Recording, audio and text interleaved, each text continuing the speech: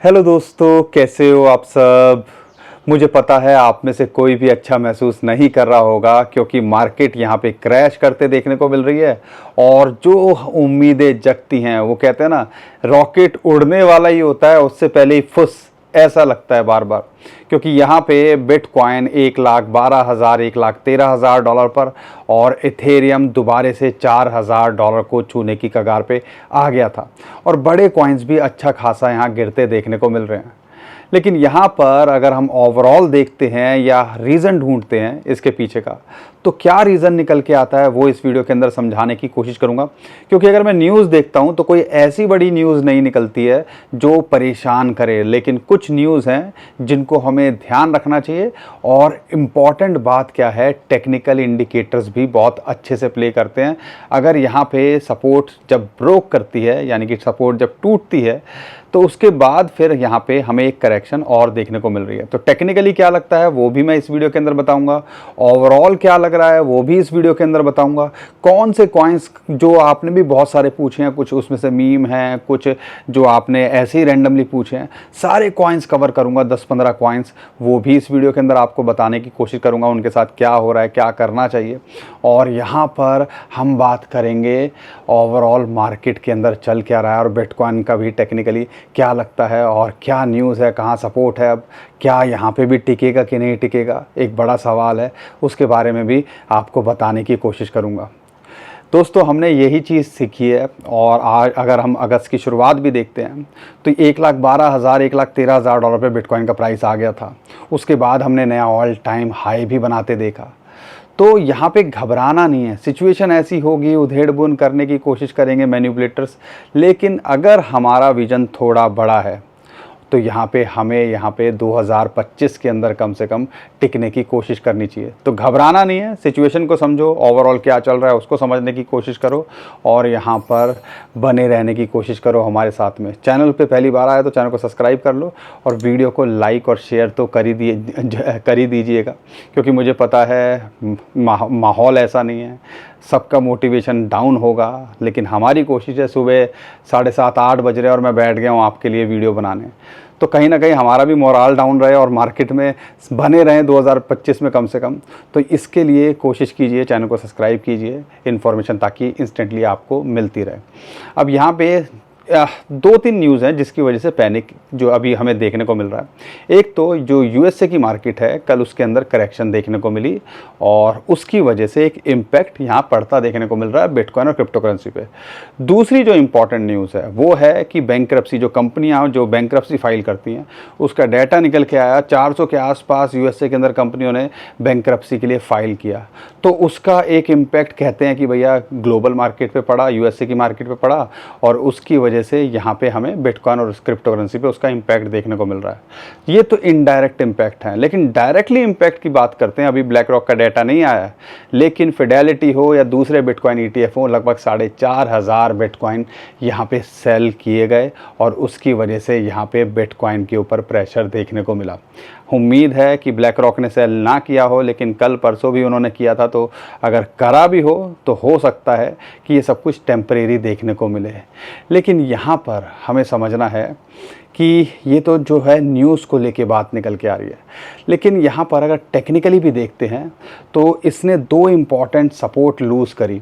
50 day moving average आपको याद होगा, 50 डे मूविंग एवरेज की हम बात करते हैं, जो 1,12,000 डॉलर पे पिछली बार आया था, वो बहुत अच्छे से रोल प्ले की थी, वहाँ पे आया और वहाँ से बाउंस बैक कर गया। इस बार ये एक इम्पॉर्टेंट सपोर्ट होती है 50, 100, 200 day moving average long term के अंदर या बड़े टाइम फ्रेम में डे कैंडल में देखते हो, तो उसको यहाँ लूज़ किया।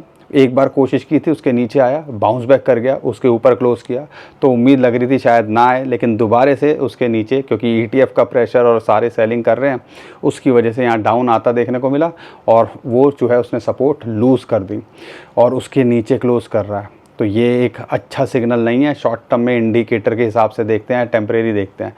लेकिन दूसरी एक हमने शेयर भी किया था कल या परसों की वीडियो के अंदर, अगर आपको आइडिया होगा, असेंडिंग ट्राइंगल की बात करते हैं, असेंडिंग चैनल की बात करते हैं, उसकी एक सपोर्ट इसको लगातार मिल रही थी।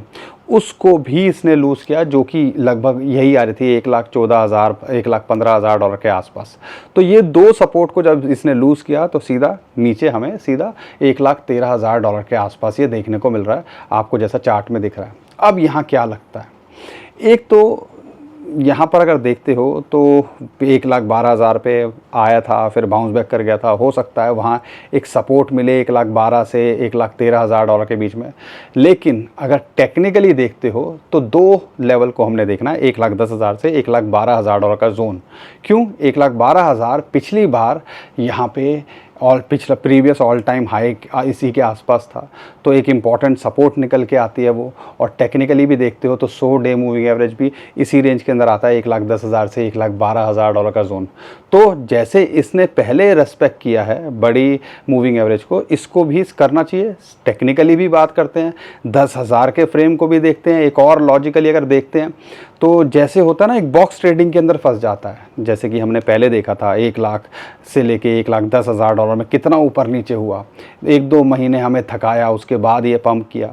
ऐसे ही अभी आप देखते हो तो यहाँ पर जो है 1,20,000 पे बार बार हिट कर रहा था, फिर 1,24,000-25,000 भी गया, फिर वहाँ से करेक्ट होके अभी एक बॉक्स ट्रेडिंग के अंदर हमें लग रहा है ये फंसता देखने को मिल रहा है, या आप एक कह लीजिए एक्यूमुलेशन जो है फेस के अंदर दोबारे। तो यहाँ पर जब तक यहाँ पर है, अभी एक important support 50 day moving average की असेंडिंग चैनल की इसने लूज़ किया है, तो अब एक इम्पॉर्टेंट सपोर्ट 1,10,000 से 1,12,000 पे निकल के आती है। और फिर उसके अगर ये भी बुरे हालात के अंदर नहीं होता है तो फिर 1 लाख से 1,02,000 जहाँ पे 200 डे मूविंग एवरेज साइकोलॉजिकली भी है, वो एक इम्पॉर्टेंट सपोर्ट निकल के आती है। तो हमें टेक्निकली देख रहे हो तो ये है। ऊपर अगर बात करते हैं कि अगर रेजिस्टेंस की बात करते हैं तो कहाँ पर आती है, तो फिर यहाँ पर वो जो 50 डे मूविंग एवरेज थी या असेंडिंग ट्रायंगल जो या असेंडिंग चैनल की बात करते हैं, जो सपोर्ट निकल के आ रही थी, अब वो एक रेजिस्टेंस का काम करना चाहिए, जो कि लगभग 1,16,17,000 पे आती है। हो सकता है थोड़ा सा मुश्किल हो उसको रिकवर करके वहाँ एक रेजिस्टेंस मिले, और लेकिन उसको पार करता है तो फिर दोबारा से आपको 1,20,000 $1,25,000 को टेस्ट करता देखने को मिल सकता है। यहाँ पे चीज़ों को समझना है कि ये 2025 के अंदर अभी 4 महीने बाकी हैं, थोड़ी उधेड़ बुन होगी, लेकिन अल्टीमेटली हमने यहाँ 3-4 महीने टिकने की कोशिश करनी चाहिए। और वैनेक का अभी भी रिपोर्ट में निकल के आया कि वो अभी भी 2025 के अंदर $1,80,000 की प्रोजेक्शन लेके चल रहे हैं, और हम भी पर्सनली $1.5 लाख के एक्सपेक्ट कर ही रहे हैं। अगर हिस्ट्री रिपीट हुई तो 1.5 क्या $2 लाख भी अगर चला जाए तो हम ज़्यादा शॉक नहीं होंगे। लेकिन टेम्परेरी जब ऐसी चीज़ें होती हैं तो मार्केट डरा देती है, और वही फ़िलहाल हम सबके साथ में यहाँ हो रहा है। लेकिन यहाँ पर बिटकॉइन के साथ साथ और क्या क्या चल रहा है वो सब कुछ मैं आपको समझाने की कोशिश करता हूँ। लेकिन मैं आपको सिर्फ यही बता रहा हूँ, परेशान मत होइए, घबराइए मत, बहुत कुछ चल रहा है। और ऐसा नहीं है कि यहाँ सेलिंग ही हो रही है। अगर मैं बात करता हूँ बिटकॉइन, टॉम ली की अगर जो है कंपनी है, जो है उसने ऑलमोस्ट 50,000 इथेरियम फिर खरीद डाले। हर कोई चाहेगा भैया सस्ते में मिल जाए, शार्प लिंक वो लगातार खरीदे जा रहे हैं। अगर बात करते हैं बिटकॉइन को लेके, मैं इथेरियम की बात कर रहा हूँ, ये दोनों जो कंपनीज है, शार्प लिंक की बात करते हैं या और हम बात करते हैं बिटमैन की, तो इन्होंने तो लगातार खरीदे ही जा रहे हैं। अब यहाँ पर ये जैसे कि माइक्रो स्ट्रेटजी हो गया या मेटाप्लैनेट हो गया, बिटकॉइन पे लगातार एग्रेसिव बाइंग करते हैं।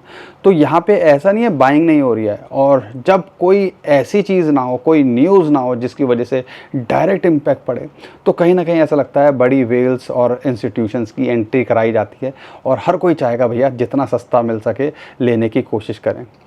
हमने इतने बड़े बड़े कांड के साथ में बिटकॉइन और क्रिप्टो करेंसी को देख लिया, और ये तो हम बात कर रहे हैं जब यहाँ कोई ख़ास न्यूज़ ही नहीं है।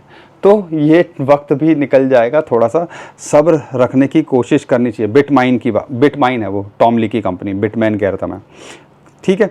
अब यहाँ पे एक और डाटा है, बिटकॉइन तो एक्सचेंजेस पे लो ही थे, मतलब अगर 5-6 साल का डाटा देखते हो तो सबसे लो के आसपास थे। इथेरियम 9 साल की हिस्ट्री के अंदर एक्सचेंजेस पे सबसे लो हैं। अब आप मुझे बताओ, आपने अपना एक्सचेंज पे रखा नहीं हुआ, जिसने रखा हुआ है तो वो भैया बेच नहीं रहा है, तो तेल तो तिलों में से ही निकलेगा ना। तो ये ऐसे ही कर रहे हैं, मतलब ऐसा निचोड़ देंगे कि यहाँ लगेगा कि भैया अब कुछ नहीं, $4,000 पे इथेरियम है, अपना प्रॉफिट बुक करो और निकलो। यही होता है यूजुअली। लेकिन एक स्ट्रेटजी हम आपके साथ में ये भी शेयर कर रहे थे कि 4800 से 5000 एक जो है रेजिस्टेंस निकल के आ सकता है इथेरियम के लिए।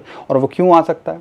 क्योंकि ऑल टाइम हाई के आसपास बड़े कॉइन के अंदर एक रेजिस्टेंस यूजुअली मिलती है, और वही चीज़ अभी फ़िलहाल हमें देखने को मिली। और यहाँ पे प्रिंसिपल अगर निकाल लो तो कोई हर्ज नहीं है।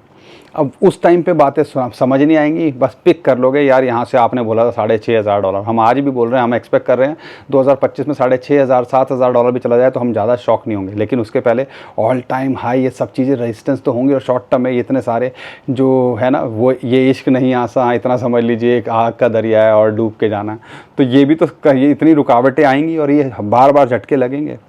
मुझे याद आ रहा है 2021 का टाइम, बिटकॉइन $64,000 से नीचे आ गया था $30,000। अब मैं ये नहीं कह रहा हूँ कि भैया आधा ही हो जाएगा यहाँ से, अब 50-75,000 आ जाएगा। लेकिन मैं ये कह रहा हूँ कि उसके बाद उसने फिर फर्स्ट हाफ के बाद सेकंड हाफ के अंदर नया ऑल टाइम हाई बनाया था। तो हमने इतनी बड़ी बड़ी करेक्शन के बाद में बिटकॉइन को एक ही साल के अंदर नया ऑल टाइम हाई, और आखिरी क्वार्टर में दूसरे जितने भी ऑल्ट कॉइन्स हैं उनको तांडव करते देखा हुआ है। तो हम ज़्यादा उस चीज़ के लिए परेशान नहीं होते हैं। अगर रिस्क सही से रखा हुआ है, मैनेज करके पोर्टफोलियो मैनेजमेंट सही की हुई है, रिस्क सही कवर करके रखा हुआ है और उतना किया हुआ है कि हमारी सेहत पे असर ना पड़े, तो भैया ये भी यहाँ पे कुछ ना कुछ अगर कर भी जाए तो अच्छा ही होगा, और ना करे तो भी अच्छा ही होगा। 5-10% की अगर पोर्टफोलियो की डाइवर्सिफिकेशन है इसके अंदर तो कोई सेहत पे असर तो पड़ नहीं रहा। लेकिन दिक्कत क्या है, हम में से ज़्यादातर लोग यही काम करते हैं। एक तो पोर्टफोलियो सारा का सारा जो है इसी के अंदर है, ऊपर से एक और बड़ी गलती, क्या महागलती, ना बिटकॉइन है ना इथेरियम है, ऑल्ट कॉइन्स के अंदर है। अरे भैया उसके लिए तो फिर कोई सुनवाई नहीं होती। जब मार्केट ऐसे गिरती है तो फिर ऐसा लगता है कि भैया अब तो गई भैंस पानी में। तो इन सारी चीज़ों से बचना है। ये बेसिक चीज़ें हैं जो आपको समझने की कोशिश करनी है। एनीवेज, अब थोड़े से कॉइन्स की बात कर लेता हूँ। यहाँ पर बिटकॉइन की डोमिनेंस अभी भी 60% के नीचे है, उम्मीद है टिकी रहे। अब यहाँ पे इथेरियम की बात करते हैं, बहुत अच्छी सपोर्ट पे है। एक फिबोनाची की रेशियो है 0.786 और दूसरी 21 डे मूविंग एवरेज, ये जो ब्लू लाइन आपको दिख रही है, जो कि लगभग $4500 के आस $4050 पे आती है। अगर यहाँ है तो नथिंग टू वरी, एक इंपॉर्टेंट सपोर्ट, नहीं तो $3600-3500 से लेकर $3300 का जो जोन है वो मिलता है। तो ये दो लेवल हैं। अगर मौका लगे, शॉर्ट टर्म में देख रहे हो तो एंट्री बनाने की कोशिश कर सकते हो। लेकिन ध्यान रखिएगा, बिटकॉइन को फिलहाल यहाँ पे सपोर्ट टेम्परेरी है। लेकिन अगर अच्छी सपोर्ट देख रहे हो तो वो 1,10,000 से 1,12,000 के जोन के अंदर ही है। अगर वहाँ आए तो हो सकता है यहाँ से थोड़ा सा 2-4-5% और करेक्शन देखने को मिले, तो उसके लिए भी तैयार रहना है। अगर उसको माइंड प्रिपेयर करके चल रहे हो, इसलिए फ्यूचर ट्रेडिंग को अवॉइड करो। स्पॉट में हो और लॉन्ग टर्म के लिए देख रहे हो तो एक बढ़िया एंट्री तो भैया 33-50 के आसपास यहाँ बनती है। और बहुत ही बढ़िया तो थी जब हम चीख के चिल्ला के बोल रहे थे कि भैया 2,000 से $2,500 के बीच में ले लो, या 1,500 से $1 के आसपास ले लो, तब देखना था। एनीवेज, मौका जब मिलता है तो पकड़ लेना चाहिए। सोलाना को लेके देखो तो यहाँ पे $170 के आसपास एक 50 डे मूविंग एवरेज की सपोर्ट है, और एक बढ़िया एंट्री तो भैया 150 से $160 के बीच में ही बनती है। लेकिन हमें लगता है कि अगर मार्केट रिकवर करेगी, जो करनी चाहिए, तो यहाँ पर फिर आने वाले टाइम के अंदर ये $200 को दोबारा हिट करता देखने को मिल सकता है, और ये भी ऑल टाइम हाई को छूने का पोटेंशियल रखता है। XRP को लेके $3 के आसपास हम आज भी बोल रहे हैं कि अगर होल्ड कर रहे हो तो होल्ड करो। एंट्री करने के लिए हमने नहीं, वो पहले भी नहीं बोला और अभी भी नहीं बोल रहे हैं। अगर एंट्री के लिए देख रहे हो तो भैया 2.4 या $2 के आसपास आए तो हम फोकस करेंगे। सुई को लेके यहाँ पे वही $4.5 हज़ारों में बात होती है आजकल, तो डॉलर में भी $4 के आसपास एक रेजिस्टेंस ये बार बार फेस कर रहा है। 100 डे मूविंग एवरेज की एक सपोर्ट मिल रही है जो कि $3.4 के आसपास है। लेकिन एंट्री देख रहे हो तो $3 के आसपास मिले तो फोकस कीजिएगा। अगर होल्ड कर रहे हो तो ये सारे कॉइन्स बढ़िया कॉइन है, होल्ड कर रखने में कोई हर्ज नहीं है। देर सवेर में कुछ ना कुछ आपको अच्छा करके दे ही सकते हैं। चेन लिंक को लेके बहुत सारे लोग क्वेरी कर रहे हैं, और आपको बता दूं वही $28 के आसपास जो हम एक्सपेक्ट कर रहे थे, 28 से 30 एक रेजिस्टेंस मिल रहा है। और सपोर्ट की बात करते हैं, देखो ये एक ट्रेंड के अंदर है, माहौल बन रहा है। लेकिन इसको अगर सपोर्ट की बात करते हैं तो यहाँ पर सपोर्ट तो भैया 15 से 16 डॉलर पे। एंट्री के लिए देखोगे तो इसी लेवल के आसपास देखना है। अभी इसके ऊपर फोकस एंट्री के लिए अगर होल्ड करा हुआ है तो लगता है कि अपने ऑल टाइम हाई को ब्रेक करता देखने को मिल सकता है। और यहाँ पे अभी फ़िलहाल 28 से 30 डॉलर एक रेजिस्टेंस फेस कर रहा है। कार्डानो पे फोकस किया जा सकता है। अगर एंट्री के लिए देख रहे हो 0.8 डॉलर के आसपास और एक बढ़िया एंट्री 0.7 डॉलर के आसपास मिल जाए तो फोकस कर सकते हो। और यहाँ पे 200 डे मूविंग एवरेज की वहाँ सपोर्ट मिल रही है। अगर मैं बात करता हूँ यहाँ पे ओंडो को लेके, ओंडो 100 डे मूविंग एवरेज की सपोर्ट मिल रही है लगभग 0.9 डॉलर के आसपास। लेकिन अगर एक एंट्री यहाँ और एक एंट्री 0.7 डॉलर, ये दो लेवल है जिस पे हम फोकस कर रहे हैं। और लॉन्ग टर्म में देख रहे हो ये भी ऑल टाइम हाई को छूने का पोटेंशियल रखता है। आर्बिट्रम गिव अप नहीं कर रहा है। 0.3 डॉलर से आपको बता रहे थे, ओंडो आधे डॉलर से हम आपको बता रहे थे, सुई आधे डॉलर से बता रहे थे। लेकिन यहाँ पे अब ये गिव अप नहीं कर रहा है, ज़्यादा करेक्शन नहीं देखने को मिल रही है। और ये एक अच्छा सिग्नल है लेयर 2 कॉइन्स के लिए। और अगर आप देखते हो कि यहाँ पर 0.38 के आसपास आए तो फोकस कीजिएगा। अदरवाइज़ अगर होल्ड कर रहे हो तो ये भी अपने दिसंबर हाई या 1 डॉलर के ऊपर जाने का पोटेंशियल रखता है। नियर को लेके 2.5 डॉलर के नीचे आ गया है और उम्मीद है आने वाले टाइम के अंदर जब मार्केट रिकवर करेगी तो ये भी 3, 3.5, 4 डॉलर लगता देखने को मिल सकता है। और अगर एक एंट्री 2 डॉलर के आसपास मिल जाए तो फोकस किया जा सकता है। पॉलीगॉन मैटिक को लेके बहुत सारे लोग पूछ रहे हैं तो आपको बता दूँ, एक 0.23 डॉलर के आसपास एक सपोर्ट मिल रही है यहाँ पे है। तो नथिंग टू वरी, आने वाले टाइम के अंदर हम उम्मीद करते हैं ये भी कुछ अच्छा करता देखने को मिल सकता है। 0.3 से लेकर 0.35 शॉर्ट टू मिड टर्म में जाने का पोटेंशियल रखता है। 200 डे मूविंग एवरेज की जो सपोर्ट है इसको ये जो है मेंटेन कर रहा है। कुछ कॉइन्स जो आप हमसे पूछ रहे हो, जिसमें जैसे पोल आपने पूछा, ऐसे ही आपने एक सोनिक पूछा, फैंटम, उसका क्या लगता है? अगर देखते हो इसके चार्ट तो बेयरिश ही लगता है, नीचे ही जाया जा रहा है। लेकिन जिस हिसाब से इस टाइम पे ये 0.3 या 0.31 डॉलर के आसपास है तो फोकस किया जा सकता है।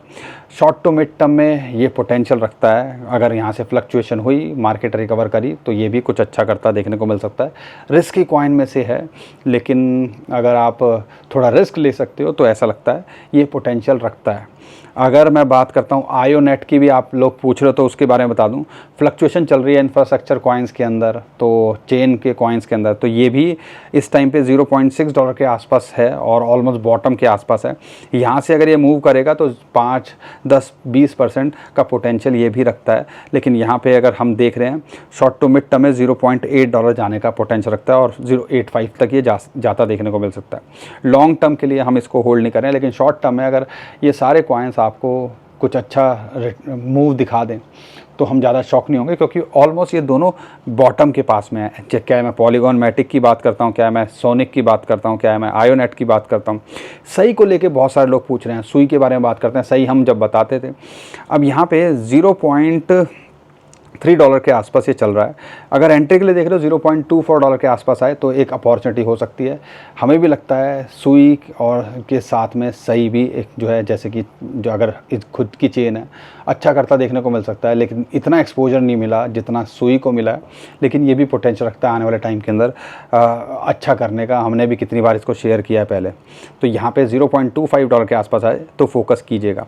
मीम कॉइन की बात करते हैं तो पेपी यहाँ पे इस टाइम पे एक एंट्री के आसपास है, ऑलमोस्ट 9,000 के आसपास आ रहा है। अगर 9,000 के आसपास या 10,000 के आसपास मिल रहा है, 200 डे मूविंग एवरेज की सपोर्ट मिल रही है, फोकस किया जा सकता है। लॉन्ग टर्म में ये जो है अपने ऑल टाइम हाई को छूने का, लेकिन इमीडिएटली देखते हो तो 12,500 के आसपास जाने का पोटेंशियल रखता है। 12,500 मतलब 0.0000 खुद लगा लीजिएगा, समझ गए होंगे जो हमारी वीडियो देखते हैं। फ्लॉकी के साथ में भी सेम 100 डे मूविंग एवरेज की इसको सपोर्ट मिल रही है 10,000 के आसपास।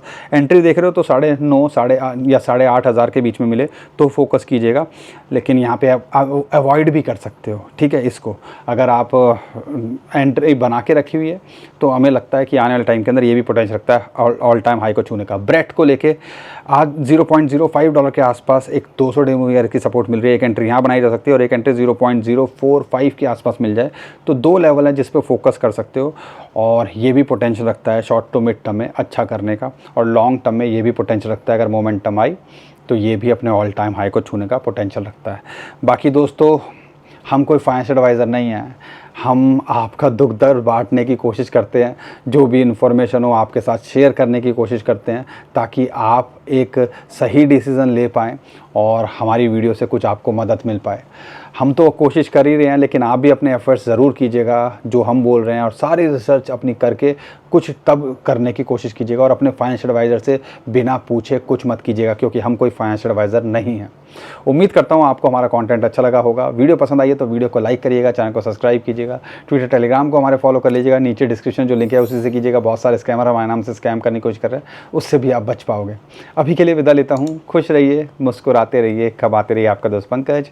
थैंक यू, नमस्कार, धन्यवाद।